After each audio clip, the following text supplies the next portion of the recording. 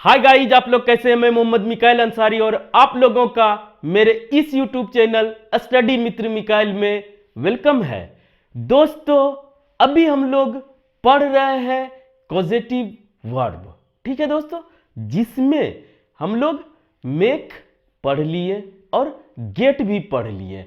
और आज हम लोग पढ़ेंगे मेक और गेट में डिफरेंस, या कोई भी कंफ्यूजन हो, अगर इस वीडियो को पूरा देखते हैं तो आपका मेक से रिलेटेड और गेट से रिलेटेड कोई भी कंफ्यूजन क्लियर हो जाएगा। इसमें क्या क्या डिफरेंसेज है और कहां पर हम लोग मेक लगाएंगे और कहां पर गेट लगाएंगे एज अ कॉजेटिव वर्ब।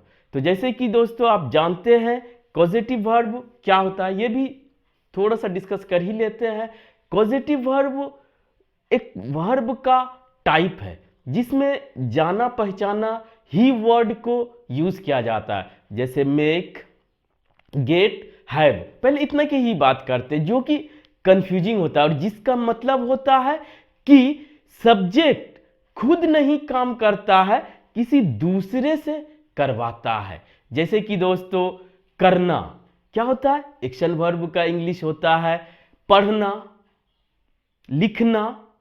तो ये सब का डायरेक्ट इंग्लिश में वर्ड है, लेकिन कोई काम करवाना का इंग्लिश डिक्शनरी में कोई भी डायरेक्ट वर्ड या कहिए वर्ड मीनिंग नहीं है।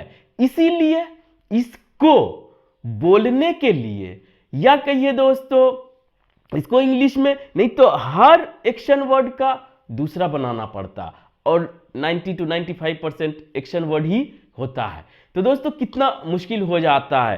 तो एक तरकीब मेथड निकाला गया कि गेट लगा के या मेक लगा के या हैव लगा के हम लोग करवाने का सेंस ले लेंगे। और थोड़ा सा कंफ्यूजिंग और टफ होने के वजह से ये कंपटीशन के पॉइंट ऑफ व्यू से भी इंपॉर्टेंट हो जाता है और अपने बोलचाल या स्पोकन के पॉइंट ऑफ व्यू से भी ये इंपॉर्टेंट हो जाता है। लेकिन दोस्तों इसमें एक बात और है कि आप इसको टेंस को पढ़ने के बाद ही इसको पढ़ने की कोशिश करें, या अगर कहीं इसकी जरूरत पड़े तो आप टेंस को थोड़ा सा समझ लें और साथ ही साथ वॉइस का भी आइडिया रहे तो बेहतर है। इतना तो बातें थी दोस्तों। अगर टॉपिक का पर्पस समझ गए तो इस वीडियो को लास्ट तक जरूर देखें दोस्तों। अगर मेक और गेट को यूज करने में आपको कोई भी कंफ्यूजन है तो पॉजिटिव वर्ब समझ गए, उसको दोबारा बोलने की जरूरत नहीं है। हमारा टॉपिक है कॉजेटिव वर्ब, जिसमें दोस्तों जो भी होता है वो हम लोग फर्स्ट वीडियो में भी देखें, उसके साथ मेक का पूरा एक्टिव स्ट्रक्चर, पैसिव स्ट्रक्चर कैसे यूज करते हैं, क्या सेंस होता है, फिर गेट और हैव को भी दूसरे वीडियो में देखें। आप चाहे तो इस वीडियो को देख ले। आज हम लोग मेक और गेट को कंपेयर करके देखेंगे कि कहां गेट यूज करेंगे, कहां मेक यूज करेंगे, और गेट और हैव दोनों इक्विवेलेंट है वो भी देख लेंगे दोस्तों। तो आइए, आज हम लोगों का कंफ्यूजन क्या है, मेक और दोस्तों वर्सेस डिफरेंस देखेंगे गेट, जो कि लगभग इक्विवेलेंट हैव के होता है और क्लियर हो जाएगा। क्लियर, ठीक है। तो इसको देखेंगे तो लास्ट तक इस वीडियो में जरूर बने रहे दोस्तों, आपका सभी कंफ्यूजन दूर हो जाएगा। तो दोस्तों इसमें सबसे पहले हम लोग मेक जो यूज करेंगे वो करेंगे एक्टिव वॉइस में। एक्टिव वॉइस दो तरह का होता है, जनरल जो बात बोलते हैं वो एक्टिव रहता है, और जो हम लोग पैसिव में बोलते हैं दो तरह से बोला जाता है। तो मेक को आप दिमाग में बैठा ले कि इसे हम लोग बोलेंगे एक्टिव कॉजेटिव, ठीक है दोस्तों। और गेट को बोलेंगे हम लोग, एक ही है नंबरिंग, पैसिव कॉजेटिव। पहले दोस्तों इसका ये मेक जनरली बनाना, लेकिन यहां करवाने के सेंस में यूज किया जाता है, करवाना। ठीक है, ये भी वही सेंस में कि दूसरे से कोई काम करवाना, और यही दोस्तों हमारा कॉजेटिव होता है। तो अगर आप एक्टिव पैसिव पढ़े हैं तो आप समझ सकते हैं, अगर नहीं पढ़े हैं तो थोड़ा और गौर से सुनिए दोस्तों।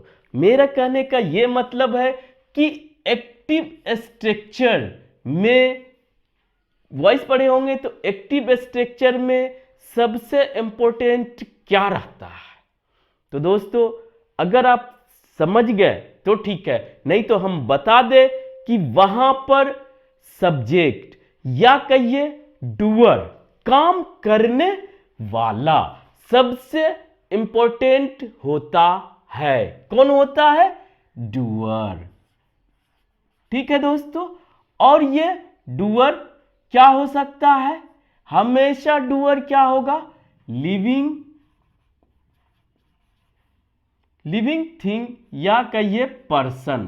डायरेक्ट पर्सन लिखते हैं दोस्तों कि ये पर्सन होगा। तो मेक हम लोग कहां यूज करेंगे ये भी सीखते चले। मेक हम लोग कॉजेटिव वर्ब में एक्टिव स्ट्रक्चर में यूज करेंगे, इसीलिए इसे एक्टिव कॉजेटिव बोल सकते हैं, जहां पर डूअर का रहना मस्ट है। और डूअर क्या होता है? हमारा लिविंग थिंग।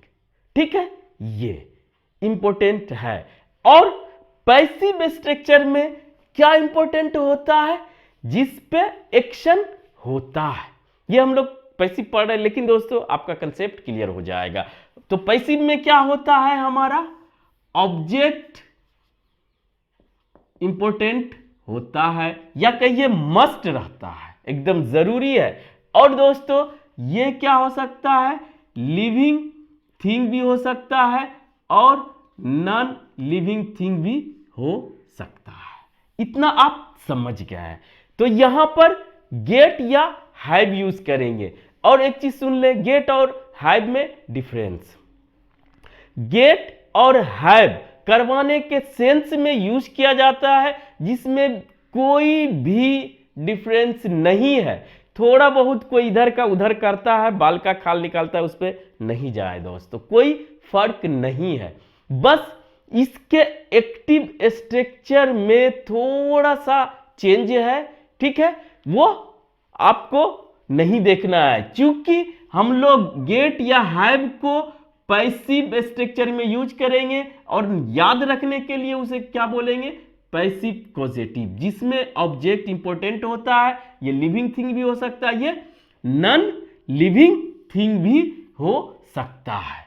अब अगर हम लोग स्ट्रक्चर की बात करें तो क्या होगा दोस्तों कि मेक पहले सबसे स्ट्रक्चर, मेक हमारा रहेगा, और उसके बाद जो बोले कि डूअर मस्ट है, तो ये हमारा डूअर रहेगा। डूअर मतलब करने वाला, जनरली ये पर्सन होगा। उसके बाद डायरेक्ट जो एक्शन करना है वो रहेगा। अब ऑब्जेक्ट आ भी सकता है या नहीं भी आ सकता है, अदर वर्ड्स रह भी सकता है। तो आपका एक्चुअल में मेक के साथ करवाने का, इस एक्शन को इस डूअर से करवाने के लिए आपका स्ट्रक्चर इतना याद करना है। यही हमारा मेक का यूज हुआ, जहां डूअर मस्ट है। ठीक है, अब दोस्तों ये ऑब्जेक्ट कहां रह सकता है? जब ट्रांजिटिव वर्ब रहेगा तो ऑब्जेक्ट रहेगा, जब इंट्रांजिटिव वर्ब रहेगा तो ऑब्जेक्ट की कोई जरूरत नहीं है। तो इसको कैसे हम लोग लिख सकते वो भी देख ले। जैसे कि आप स्लिप, सुलाना का स्लिप होता है, और दोस्तों सुलाना, सोना का स्लिप होता है दोस्तों। और सुलाना, सुलाना का क्या होता है? हम लोग मेक स्लिप।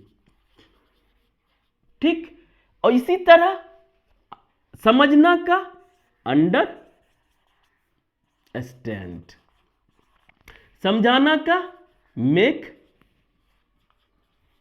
अंडरस्टैंड। एक और ले लेते हैं दोस्तों, लिखना का राइट, लिखवाना का मेक राइट। तो ये आप सुने होंगे कहीं ना कहीं जरूर, अगर नहीं भी सुने हैं तो मेक लगा के कोई काम करवाना का सेंस दे देता है। लेकिन इसके साथ साथ ये भी याद रखें दोस्तों कि इसके बीच में करने वाला जरूर आएगा जो कि डूअर होगा। तो इस तरह से दोस्तों ये आप मेक लगा के कोई काम करवाना बोल सकते हैं, लेकिन उसके साथ साथ ये याद रखें कि उसका काम करने वाला भी आ रहा हो। ये मेन फर्क है। तो आपका स्ट्रक्चर इतना हुआ, लेकिन सब में आएगा। अगर पर्सन आता है कोई तो वहां पर उसी तरह रहेगा, लेकिन अगर पर्सनल प्रोनाउन आ जाता है तो वो ऑब्जेक्टिव केस होगा।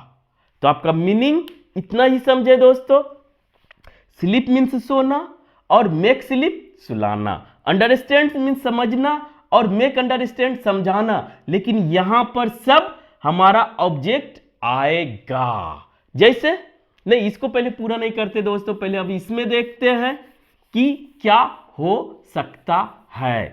और अब आइए दोस्तों, ऑब्जेक्ट तो दोनों हो सकता है, ठीक है, living thing non living thing.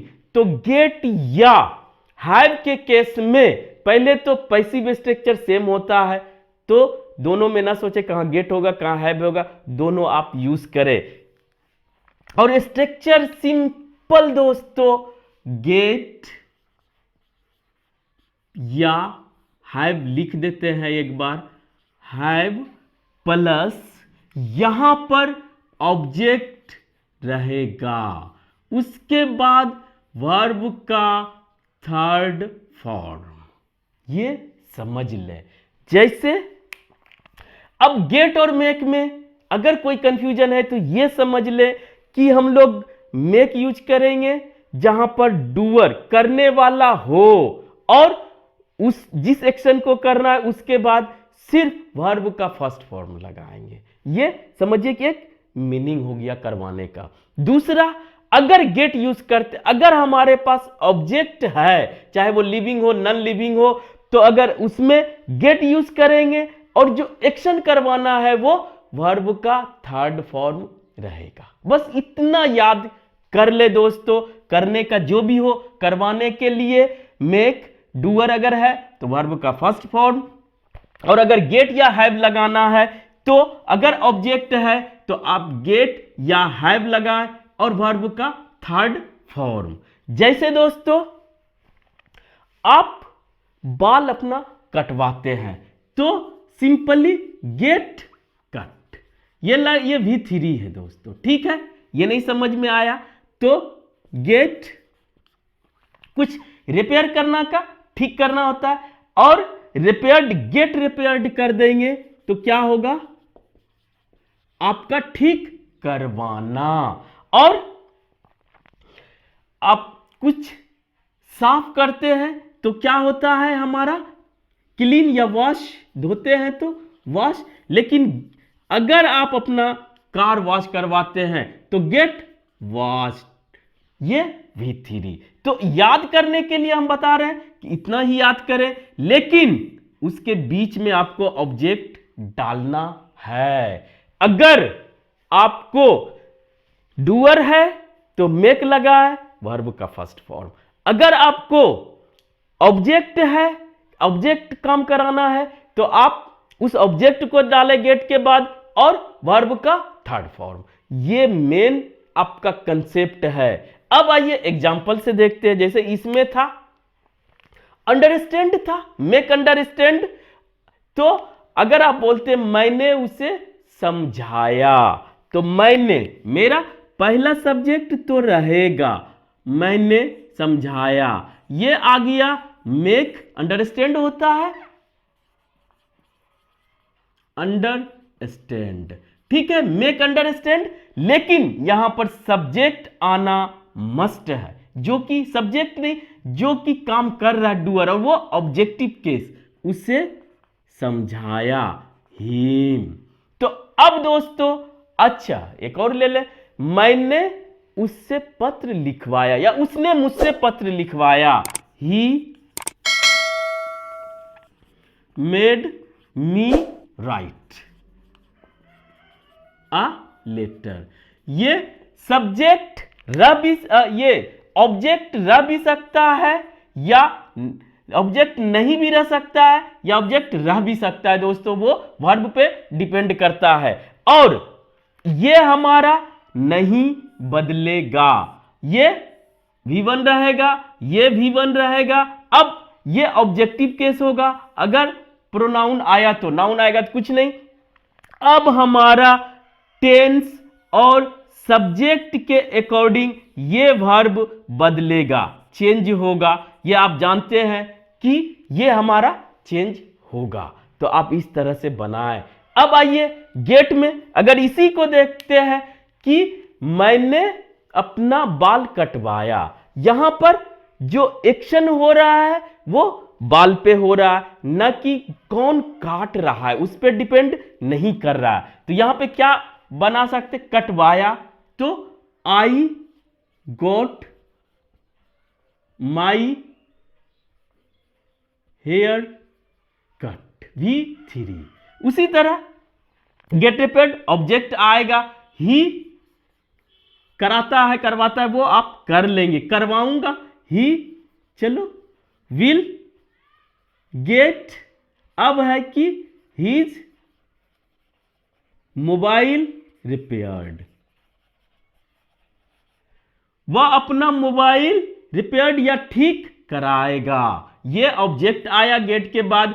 तो याद करने के लिए आपके पास क्या है, मेक प्लस V1 और गेट प्लस V3। बस इसमें आपको डूअर घुसाना है, इसमें ऑब्जेक्ट घुसाना है। अगर इतना समझ गए दोस्तों, तब आपको कोई कंफ्यूजन नहीं हो सकता। बस थोड़ा सा और देख ले कि हाँ यार दूसरा पॉइंट भी, ताकि आपको कोई कंफ्यूजन और जो भी हो क्लियर हो जाए अच्छा से।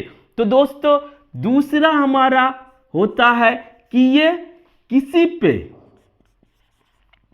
फोर्सफुल्ली काम कराया जाता है, तुमको यह करना पड़ेगा या करवाना पड़ेगा, मैं नहीं चाह रहा लेकिन मुझे करना पड़ा, करवाना पड़ा, तो ये मैं करवाऊंगा, इस तरह से सेंस आता है फोर्सफुल्ली जब किसी से काम कराया जाता है। और साथ ही साथ दोस्तों इसमें जो मेन सब्जेक्ट रहता है वो भी इन्वॉल्व रहता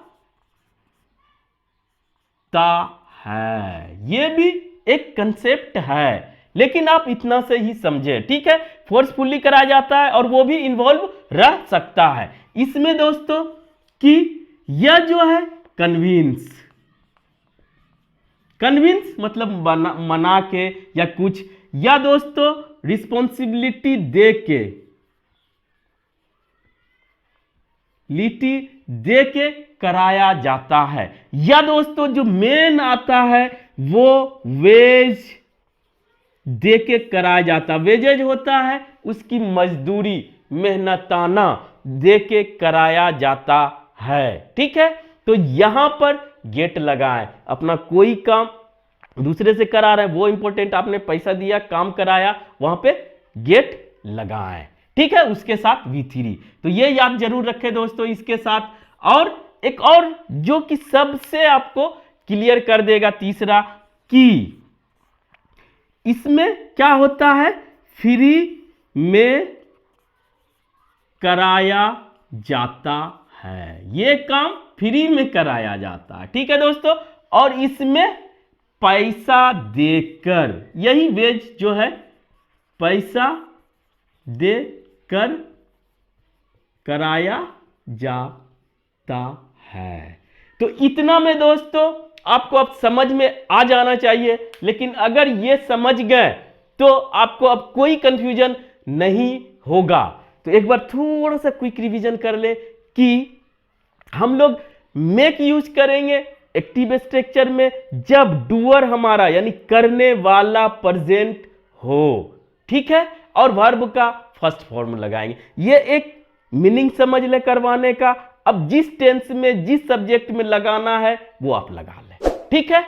और अगर गेट यूज करना जब आपका ऑब्जेक्ट हो जिस पे काम होना है वो रहे तो गेट के साथ उसको लगाए, उसके बाद वर्ब का थर्ड फॉर्म, और आप सब्जेक्ट या टेंस के अकॉर्डिंग जिस भी टेंस में आप चाहें जा सकते हैं। एक थोड़ा सा और कंफ्यूजन की अगर बात है तो उसे हम लोग क्लियर कर लेते हैं। क्लियर ये कि अगर मेरे पास हम एक चीज बोलते हैं आई